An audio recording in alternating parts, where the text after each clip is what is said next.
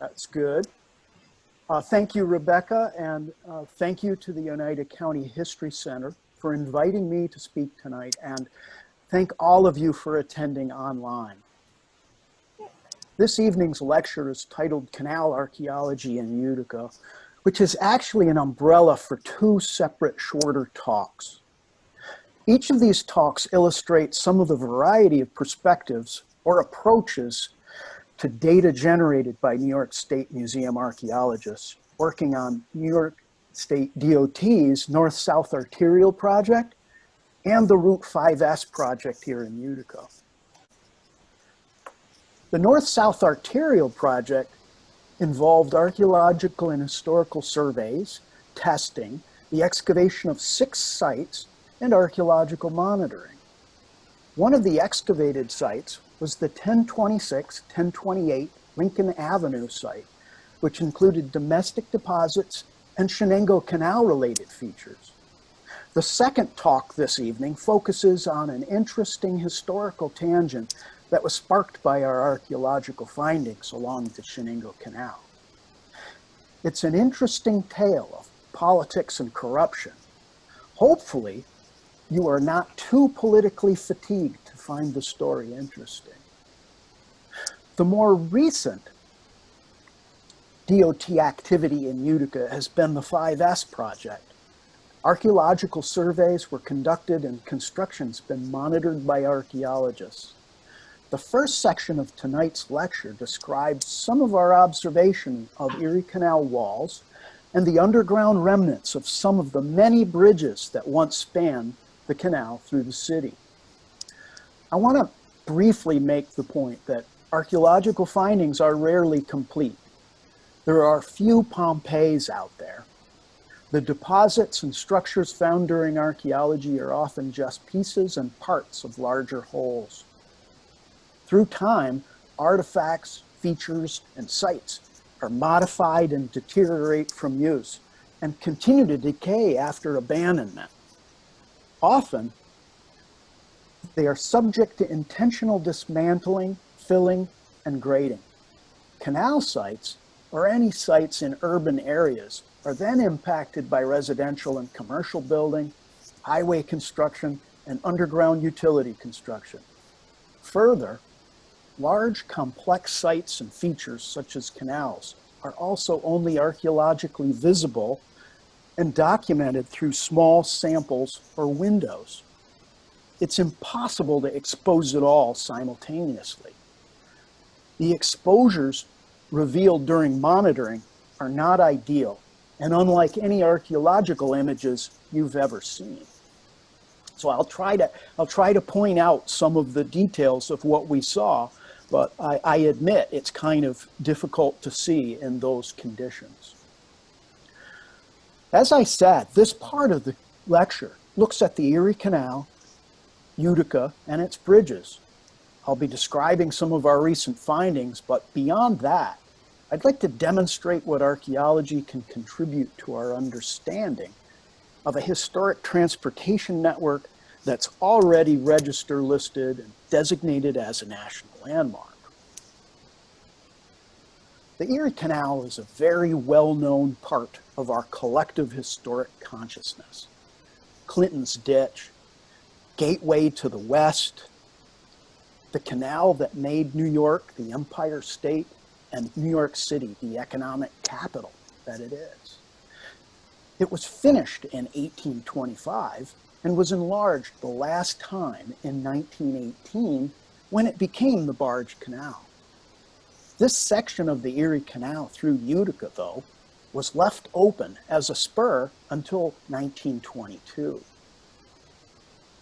We all have an image of the Erie Canal and its aqueducts, ports, and bridges as formed from our personal experiences and our observations.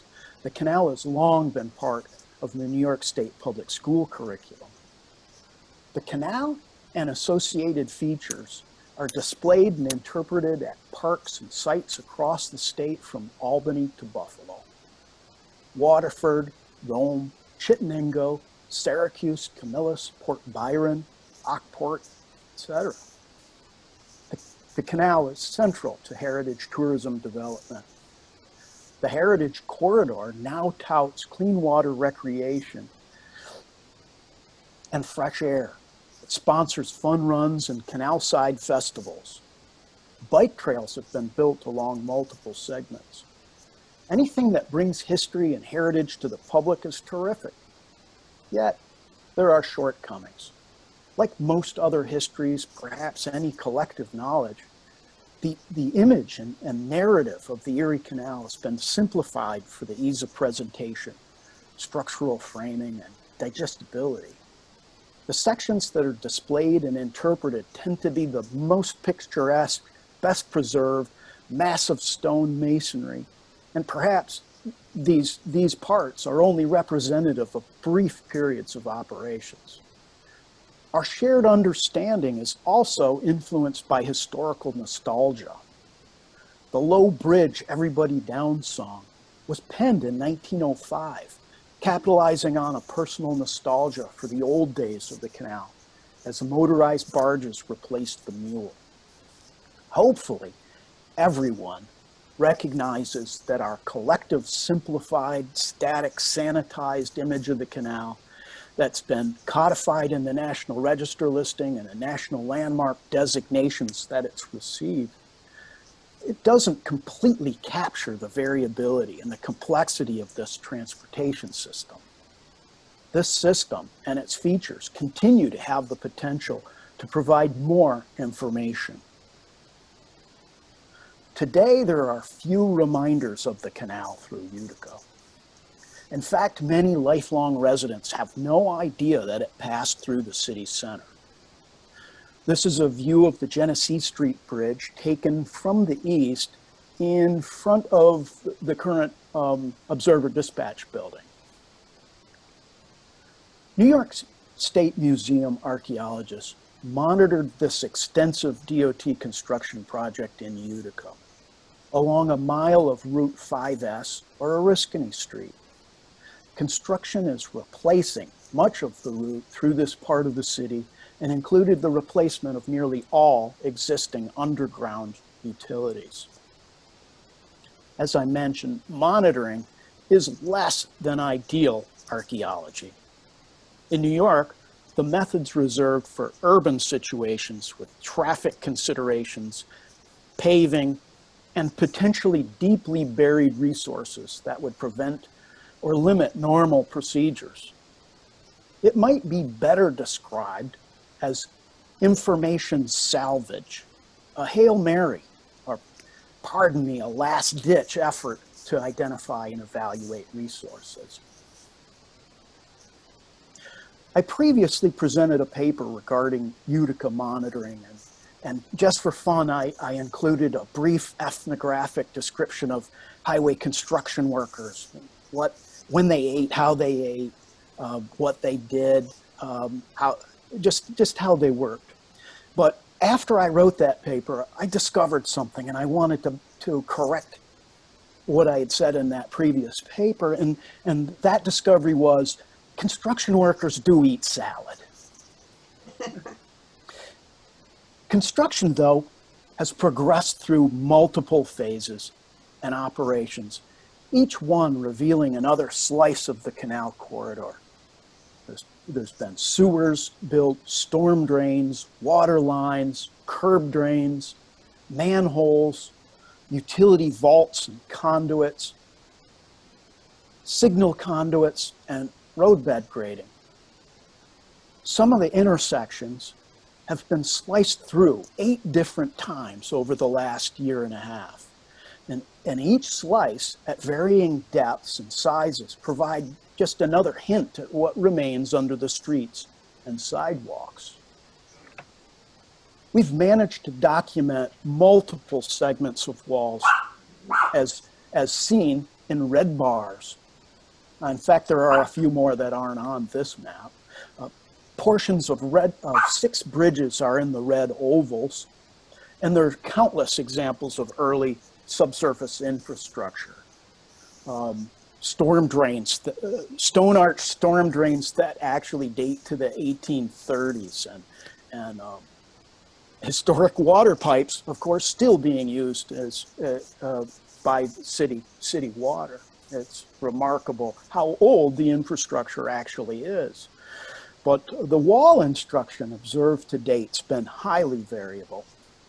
The following are examples of typical stone masonry construction, similar to those seen at the interpretive sites that I showed you before, with the very fine masonry. All of these walls have precisely shaped and fit stones with finished or dressed faces. Many of them are bull-nosed along the outer edge. We found that the better quality masonry associates with the major street crossings, like at Genesee Street and John. This is an end view of a wall, and it shows you how it retains its integrity, even while being assaulted by a large excavator. These walls were so well built, they're hard to tear apart even with modern equipment. This is a view of a block-long section of wall located just under a sidewalk. This would be just north of the synagogue, west of Franklin Square.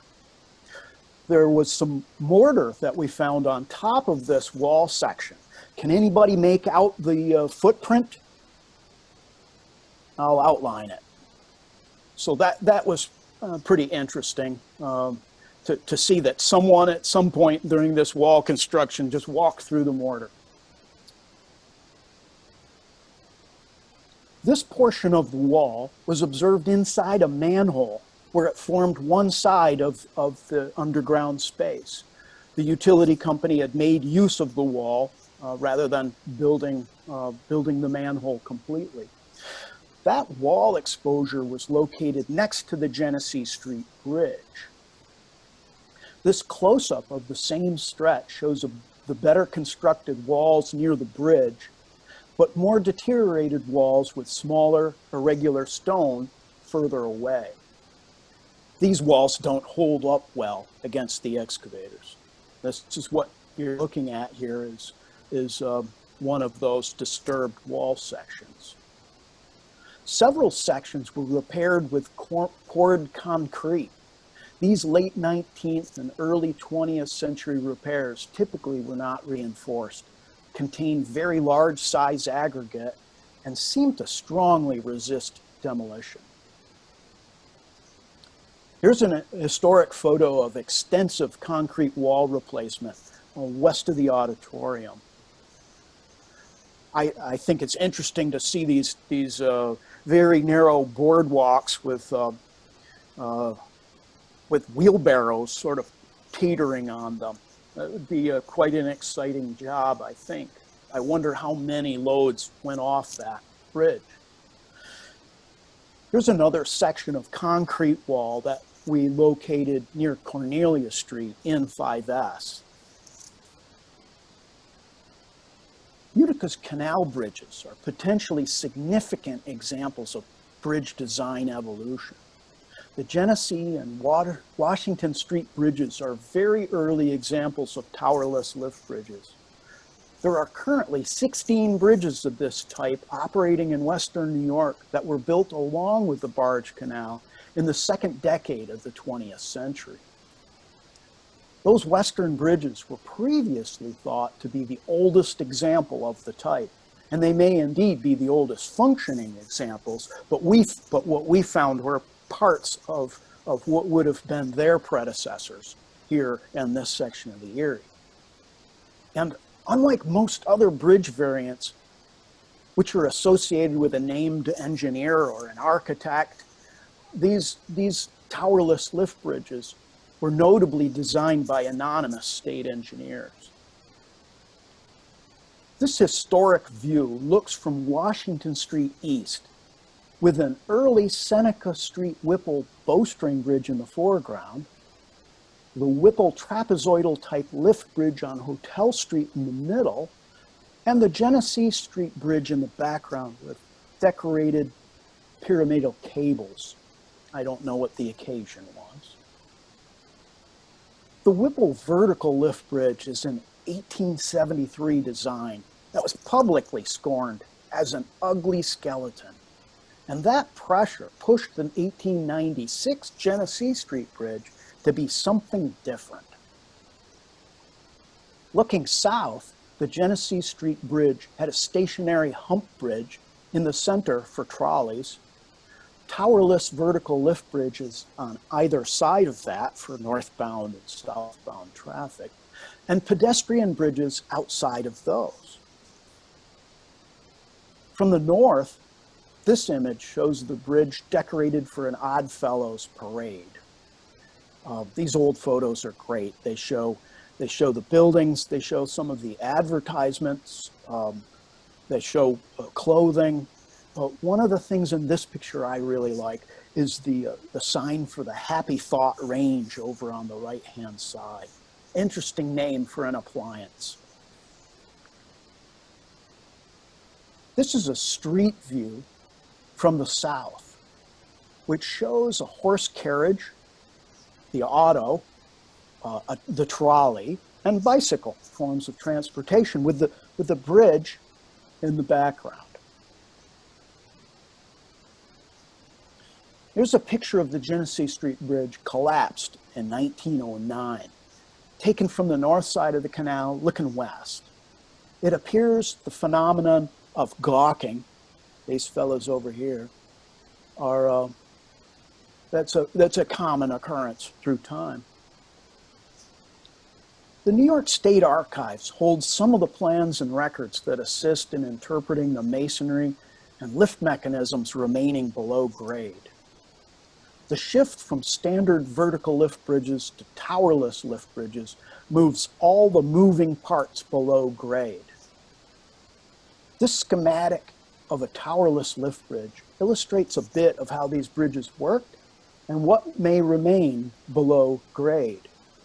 You've got a counterweight pit or chamber, the lifting legs, the counterweight itself, the cable, and the sheave or pulley wheel and its axle.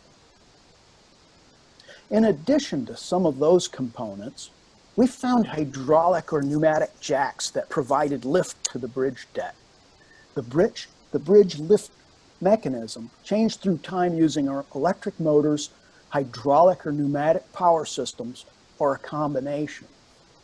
The bridge used the old Waylock building to house those power systems. The Waylock was located at approximately Burnett Street and J.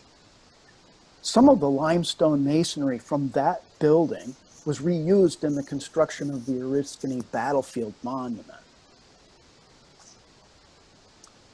Here's a jack with some of the masonry removed, and to the right of the jack, there's a portion of a steel jacketed counterweight in here. Research suggests that counterweights consumed 20% of the bridge budget. That seemed very high to me. At several corners of the Genesee Street Bridge, we documented the iron posts or columns and brackets for the sheave wheels, the remaining cables, the counterweights, and the counterweight guide plates. This is another look at an iron post that had been pulled out of the masonry. These are what are called cast iron pillow block bearings, and they're lined with something called babbitt sleeves. And these were bolted to the top of those posts and held the sheave axle in place. This is a section of a guide plate that was also pulled out of place, and another one of the blocks behind it. You notice from my mittens that all of this was done in the middle of the winter, which also makes it a bit difficult. This is an exploded schematic that illustrates how the counterweight and the guide plate and the wire rope all articulated. Several years later, the Washington Street Bridge was built. Looking west, you see this early towerless lift bridge under and beyond the stationary Seneca Street Bridge. At this intersection, we documented counterweight chambers and counterweight guides. These guides were T-shaped and fastened to I-beams that had been embedded in the concrete chamber walls. We also observed an iron framework built into the center of the north chamber. It would have looked like that. And we found an iron plate, an iron strike plate for the bridge deck, and that capped the front wall of the south chamber.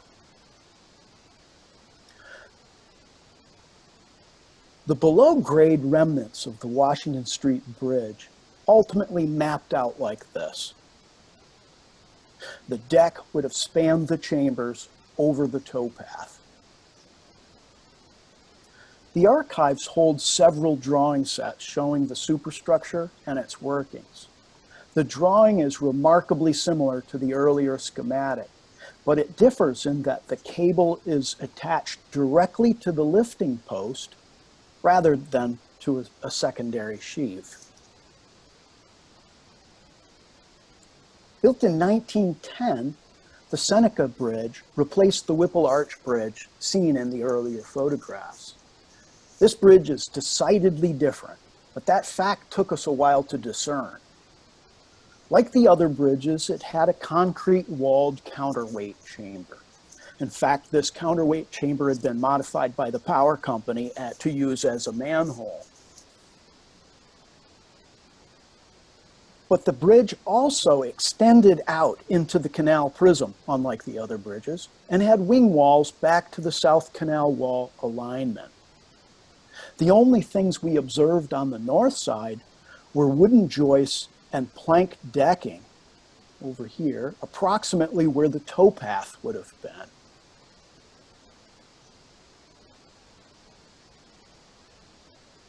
Another unusual feature was that it had a toothed iron rack attached to the rear wall of the chamber.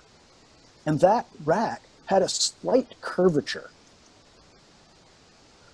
Located in the counterweight chamber, we saw a large iron structural piece found embedded in a mass of concrete reinforced by 1 1/4 inch twisted bars. The top edges of that structural iron had been cut by a torch. Initially, we thought these were symmetrical interior frames for the counterweight, with the intervening spaces filled with concrete, laid out something like this.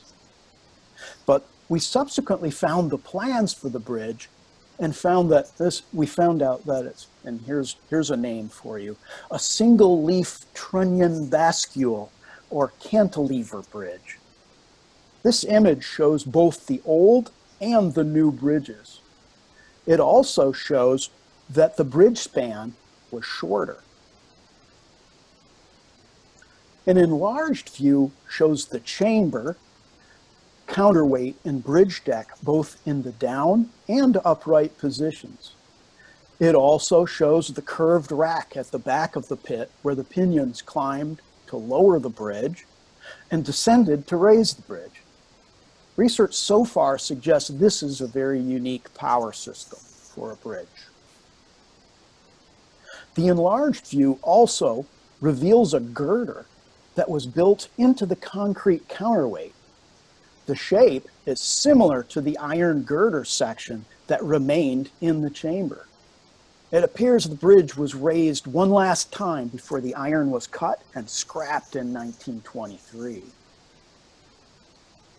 While the barge canal was being built between 1905 and 1918, it's likely little was spent on the repairs, yet the Seneca Bridge was replaced. The Genesee and Washington Street bridges were precursors to the standard towerless lift bridges still used in Western New York.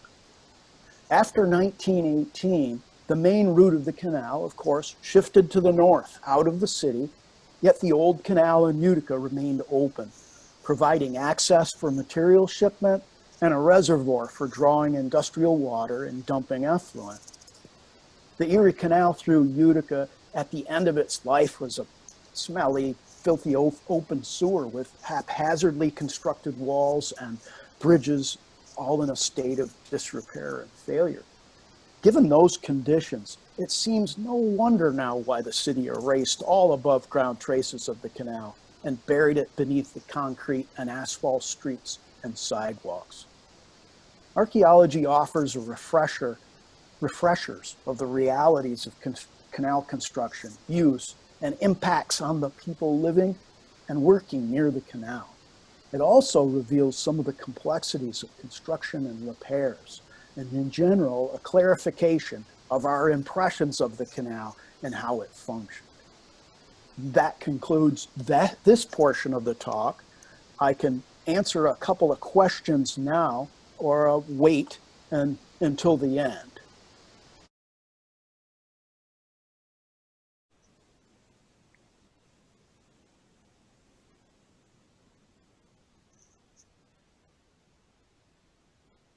You may recognize this presentation's cartoon title, and I think you'll find it appropriate on many levels. However, this is a story of crime, power, politics, and corruption, similar to those portrayed in Martin Scorsese films and TV series. This account is set in the late 19th century and features a rapidly growing city, industrialization, immigrant laborers, large public works projects, police power, and shady politicians. And it would fill a temporal gap in Scorsese's power and corruption tales. The Chenango Canal was built between 1833 and 1836, connecting Binghamton to Utica. As a lateral to the Erie Canal, the Shenango benefited adjacent communities carrying traffic and products, although the canal generated insufficient revenues and was largely subsidized by the Erie. The transport of Pennsylvania coal to Utica's steam power industries prompted Utica's resurgence as a manufacturing center in the last half of the 19th century. By mid-1870s, the state support for the canal had weakened. The railroads were capturing a greater portion of freight revenues, and the repairs and maintenance were being neglected. The Shenango Canal had deteriorated, the prism filling in with sediment, the wood and stone structures rotting and slowly collapsing. The last shipments passed through the canal in 1876. The state legislature officially abandoned it in 1878 while keeping the watercourse partially open to provide water to the Utica Lunatic Asylum and, more importantly, the Erie Canal. During the canal's heyday, the waterway was commonly used to dispose domestic and industrial refuse and human wastes. Privies were built immediately adjacent to or over the canal. All of this continued after abandonment, but with reduced water slowly flowing through the prism, things got worse. The press editorialized about the poor condition and demanded action by the state. One lamented, quote, "The greatest grievance is the filthy and unhealthy condition of the canal itself. Nearly every level is a long, stagnant pool, exhaling gases and odors, filled with slime and filth, an annoyance to the eye and a menace to public health," unquote. The city made efforts to increase the water flow, clean out obstructions and accumulating materials, and regulate illegal dumping. Yet, in contradictory actions, the city of Utica constructed sewer lines that dumped directly into the canal and spread canal dredging spoils on the embankments during summer months, producing very smelly smells. After a decade of the abandoned canal functioning as an open sewer, lobbying efforts were successful. In June 1887, the state adopted a law to fill and grade the Chenango Canal in Utica and granted that land to the city to defray work costs. The Shenango Canal Commission, comprised of Utica's mayor, surveyor, attorney, and treasurer, was given the authority to plan, contract, and direct the work and apply to the Common Council to raise money through bond sales. At contract conclusion, the board was to contact the state superintendent of public works to conduct a personal inspection and give his final approval prior to the land exchange. The lands were then to be divided and sold to the highest bidders. The commission divided the work into 3 sections, with the first section between Court Street and Lock Number 5 receiving priority attention. Plans specified all the rubbish was to be cleared from the canal, the stone and timber from the waste weirs, culverts, and facilities to be removed. The earthen towpath and the berm banks were to be graded into the prism and the land restored to its original condition. The city engineer was to be the judge of the work and the materials. Work on Section 1 was to be completed by December 1st, 1887. When the city engineer was asked by the mayor if there'd be enough materials to fill the prism, the city engineer, Mr. Smalley, said, quote, he had no doubt but that with the distribution of the materials from the locks, there'd be enough to fill the canal. Mr. Sherman, city surveyor, thought that the grade lines were such, or should be made such, that there'd be material enough, unquote. The 5 contractors that submitted itemized bids to the commission for Section 1 which included the excavation of 30,000 cubic yards of earth.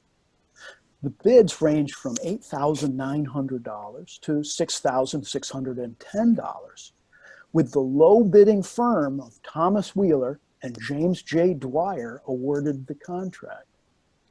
The first section was completed on time and the city engineer accepted the work. The state superintendent did not conduct an inspection and the commission approved the payment of the estimated balance of $5,876 to Wheeler and Dyer. There are no records of bid solicitations for the second and third section contracts, yet Wheeler and Dyer were awarded the work. The press reported controversies regarding inspections, missing documentation, and accounting. Remarkably, the contract payments were only occasionally temporarily withheld. Again, another whiff of a smelly smell.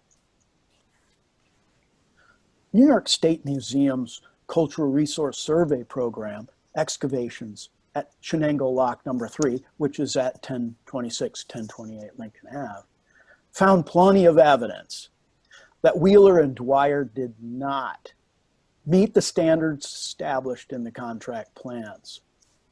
We found over 5 vertical feet of masonry at the head of the lock, along with its supporting timber base. This represents the lower 6 feet of masonry reserved by the state in its 1882 material sale from the Chenango. Our excavations exposed the lower portions of the timber frame, decking, and masonry foundation of the sluice flume. Upright members of the flume had been removed or salvaged. We also uncovered the stone walls and plank decking of the sluice ditch. The specifications called for the removal of all accumulated garbage and rubbish. The ditch had been, in fact, filled with an assortment of rubbish, garbage, and ash. The firm may have incorporated the relatively clean fills of the embankments, but these had been thoroughly mixed with solid wastes. This profile shows the approximate grade levels of the pre-1887 work and the post-1887 grade. A wider perspective includes the edge of the lock on the right and shows the pre-1882 grade, the 1882 to 87 grade, and the post-1887 grade. It appears the prescribed inspections by the city engineer and the state superintendent were not conducted in a timely manner, if at all. More smelly smells. So let's begin to follow our noses. The Dyer and Wheeler Contracting Company was established by two old friends, Thomas Wheeler and James J. Dyer. Although this firm did not last much longer than this canal project, the two men were closely associated for their adult lives. Thomas Wheeler was born in 1845, approximately 2 blocks away from lock number 3. The son of Irish immigrants, Thomas left school after his dad's death in 1858 and began working in Utica's cotton and wool mills. James Dyer was born in Ireland in 1843, coming to the United States with his parents at a young age. He grew up on a New Hartford farm and worked in a livery business. Dyer was appointed to the Utica police force in 1860 and became its chief in 1874. On his second attempt to enlist, the Army accepted Wheeler at age 16 in 1862. He proved himself as a determined fighter at Fredericksburg, Chancellorsville, Gettysburg, and the Battle of the Wilderness, rising to the rank of lieutenant by the end of the war.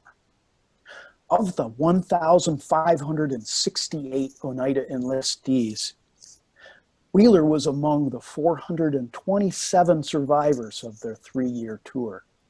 Notably, the commander of the 1st Oneida Regiment was Colonel, later General James McQuaid, who twice was elected mayor of Utica in 1866 and 1870. After the war, an unsettled Wheeler returned to work a series of jobs in a woolen mill, a shoe factory, and as a night watchman. His reputation as a tough fighter and scrapper continued, and he became involved in various criminal activities, leading to convictions of larceny in 1867 and of the assault of a clergyman in 1869. Regardless of the convictions, the former commander, now Mayor General McQuaid, appointed Tom Wheeler as a policeman in 1870. Simultaneously, he worked as a policeman and special detective for the New York Central and Hudson River Railroads. Newspapers reported Wheeler made, quote, efforts to save the offender and put him on the right path, unquote, rather than inflate his arrest statistics. Given his past and his eventual political power, I doubt his motives were altruistic. Through granting leniency at the street level, Wheeler was amassing favors and compiling information, useful tools of political persuasion. Wheeler left the Utica police in 1873. Dyer became chief in 1874, holding that position for 8 years. Wheeler continued as railroad detective, but also became a detective in the Oneida County District Attorney's Office. Depositions taken by the Utica Police and Fire Commission in 1875 associated Wheeler with burglaries, stolen goods, and Irish gangsters in Utica, Albany, and Boston. Yet he managed to keep his detective jobs. Chief Dyer was also the target of charges of impropriety during this period, but was eventually vindicated of all charges. Representing the county and city, respectively, Detective Wheeler and Chief Dyer took many trips together, conducting prisoner transfers and extraditions. Utica's Board of Health first appointed Wheeler as sanitary policeman in 1878, and he worked periodically through 1881.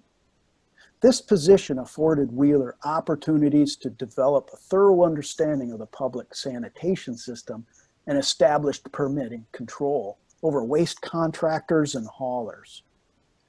By the late 1870s, Thomas Wheeler had become active in local politics, gaining considerable power while staying out of the public view.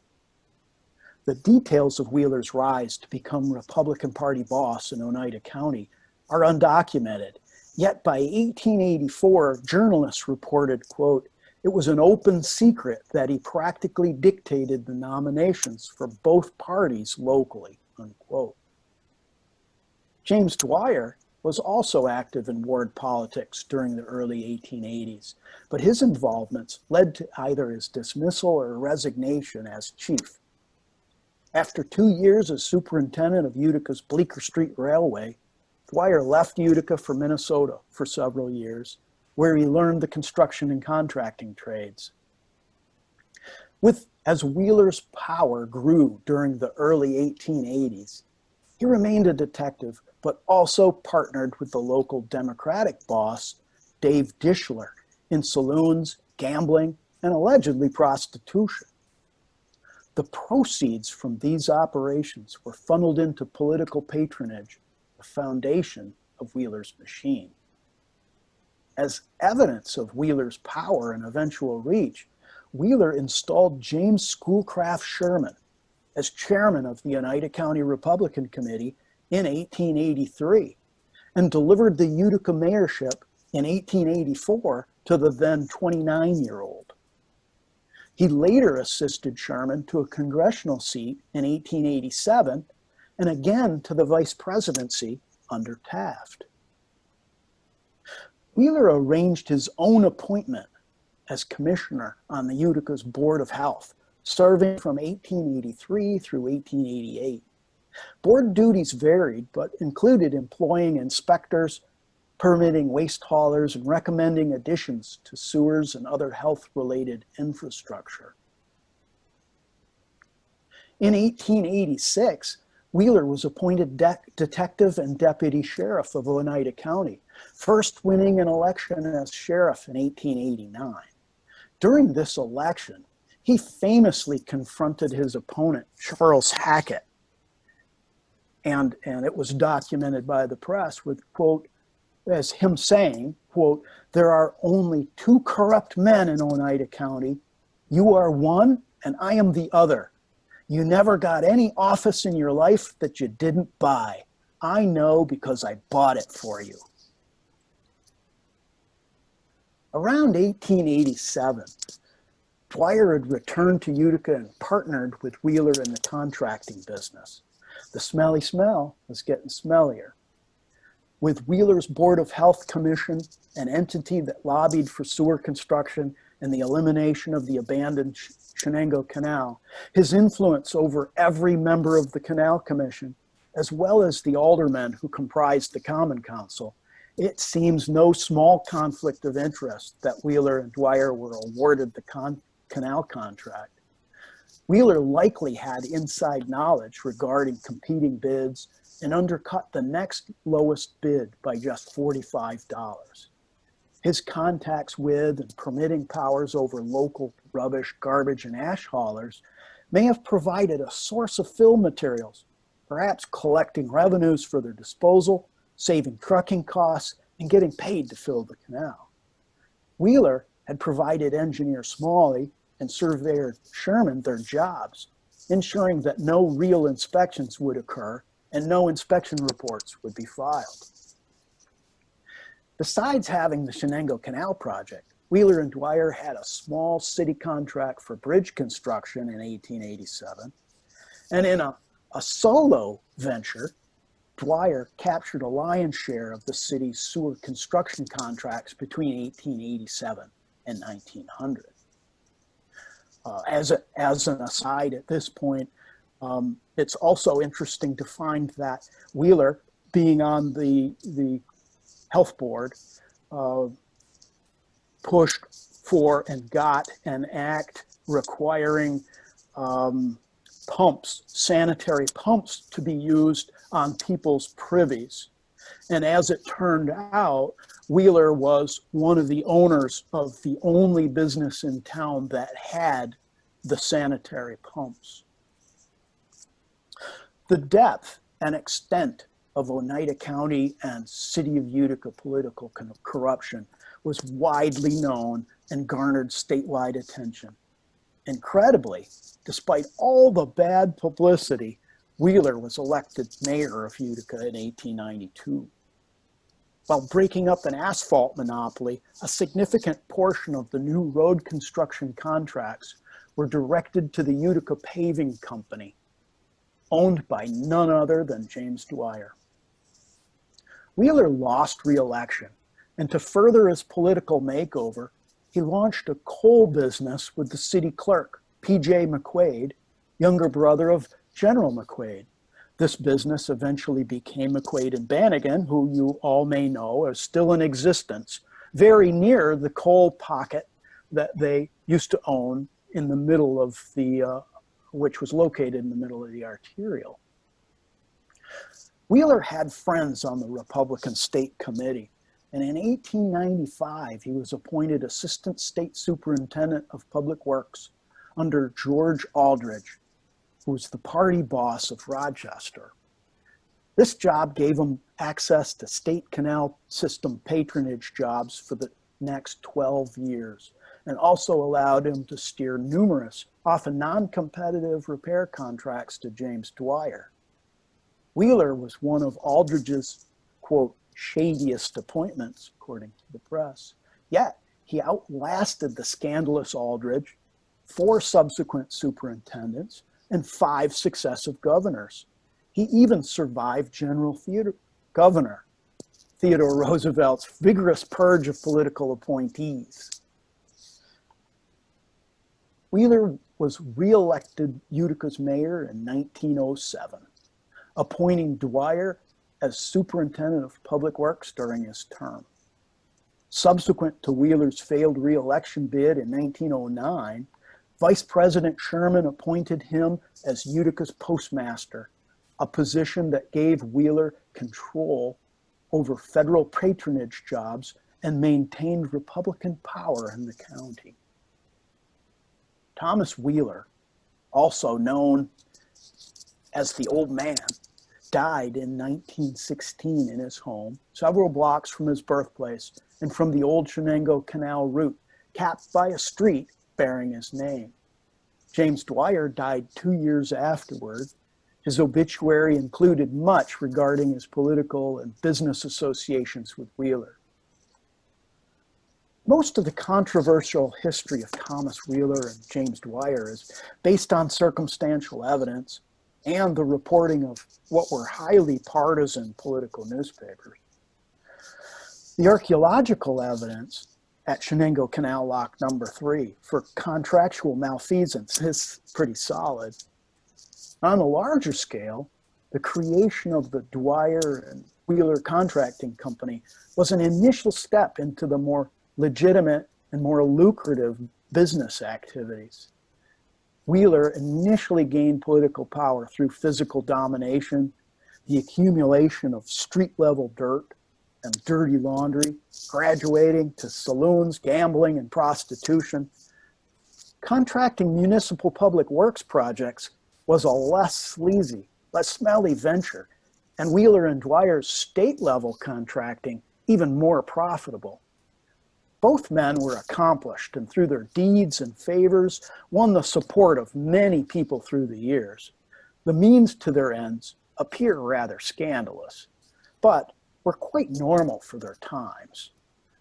Their capacity to advance through difficulties and position themselves to gain greater power and small fortunes remains astonishing.